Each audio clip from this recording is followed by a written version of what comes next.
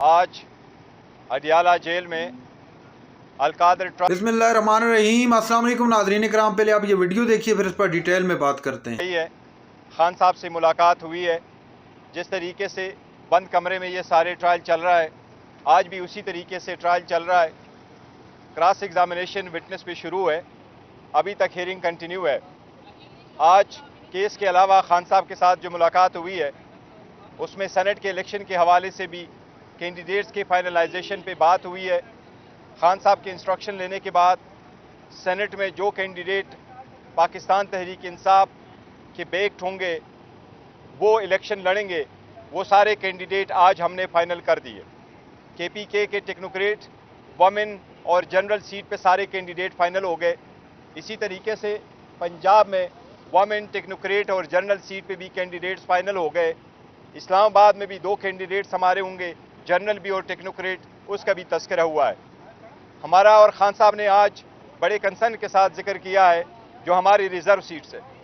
आपको मालूम है जिस वक्त हमसे बला लिया जा रहा था उस वक्त भी सुप्रीम कोर्ट के सामने हमने रिजर्व सीट का इशू उठाया था।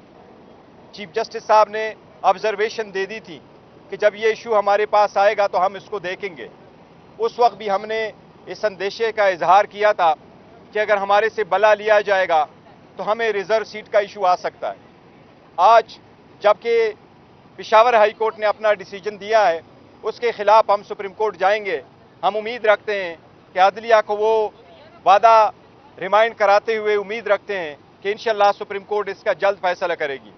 हमारा मौक़िफ़ यही है कि आर्टिकल 51 के मुताबिक किसी भी पॉलिटिकल पार्टी को उसकी जीती हुई सीटों से ज़्यादा सीटें रिजर्व सीट में से नहीं मिल सकती।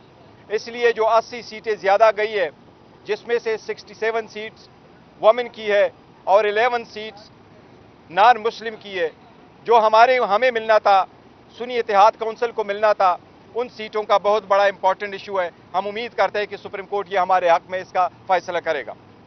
बार बार ये भी कहा गया कि क्या ये फैसला सही था या गलत, आप लोगों के सामने है।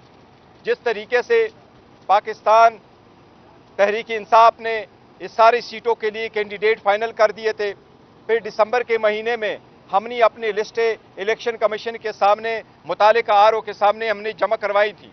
इलेक्शन कमीशन ने हमारे वोमेन की सीट्स पे जो हमने दी थी उसका शेड्यूल चेंज कर दिया था रिजर्व सीटों के लिए, लेकिन हमारे वोमेन और नॉन मुस्लिम की स्क्रूटनी नहीं करवाई थी। बाद में जब बल्ला हमसे जाता रहा, उसके तनाजुर में हमने फिर पहले से एक प्लान बी रखा हुआ था जो हमने आप लोगों के साथ शेयर किया था।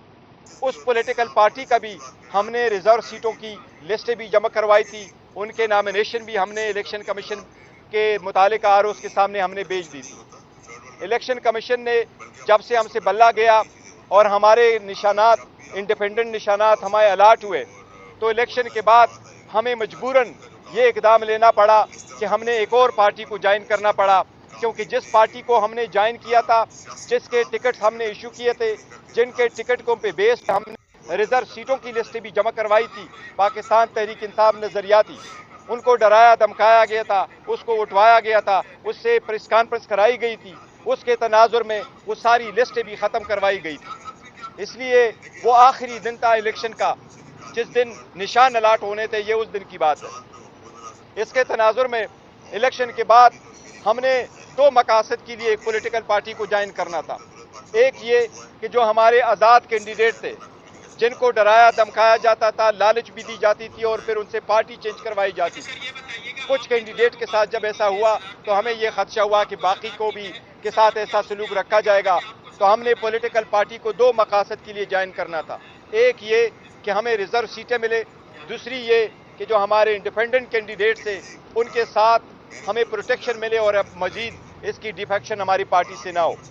उसके तनाजुर में हम अभी भी यकीन करते हैं कि आईन में बड़ा क्लियर है कि किसी पॉलिटिकल पार्टी को उसके जीती हुई सीटों से ज़्यादा नहीं मिल सकती। इसलिए हमने जो कि सुन्नी इत्तेहाद काउंसिल का फैसला पार्टी को ज्वाइन किया था, जो एक प्रॉपर डिसीजन था, सही डिसीजन था, सोच समझ करके हमने कर दिया था, साइन किया था। उस वक्त के जो हालात थे, उस हालात के मुनासिबत से अगर कभी मैं आपको सारे फैक्ट्स बता दूं कि क्या क्या हुआ था उस वक्त, सारे پولیٹیکل پارٹی کو جوائن کرنے کے سلسلے میں اور اس پارٹی کو جوائن کرنے میں، سو یہ ایک سنجیدہ اور بہترین اور صحیح فیصلہ تھا جو اس وقت ہم نے کیا تھا، اور ہم اس پہ ابھی بھی قائم ہیں۔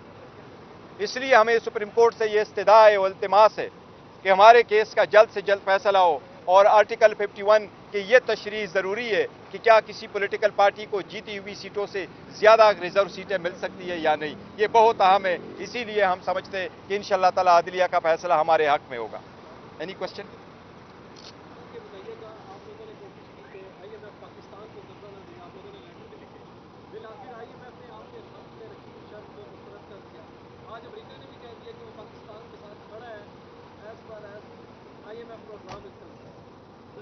دیکھیں، جو آئی ایم ایف کا لیٹر ہم نے لکھا تھا وہ بڑا کیٹیگوریکل تھا، اس کے کنٹینٹس بڑے کلیئر تھے، اور ہمارے لیٹر میں کہیں بھی یہ نہیں لکھا تھا ہم نے کہ آپ پاکستان کو ایڈ نہ دیں۔ تو یہ تاثر غلط ہے کہ اس لیٹر میں ہم نے یہ لکھا تھا کہ آپ ایڈ نہ دیں۔ اس لیٹر میں ہم نے لکھا تھا کہ فری فیئر ٹرانسپیرنٹ الیکشن کا وعدہ ان کو یاد کروایا تھا، ان کی ذمہ داریاں یاد کروائی تھی، ان کی کنڈیشنلٹی ان کو یاد کروائی تھی، اور جو ایڈ پاکستان۔ ناظرین کرام، بیرسٹر گور کی گفتگو آپ نے سنی، انتہائی اہم گفتگو، خاص طور پر الیکشن کے حوالے سے، چونکہ الیکشن میں پاکستان تحریک انصاف سے بلے کا نشان واپس لے لیا گیا تھا۔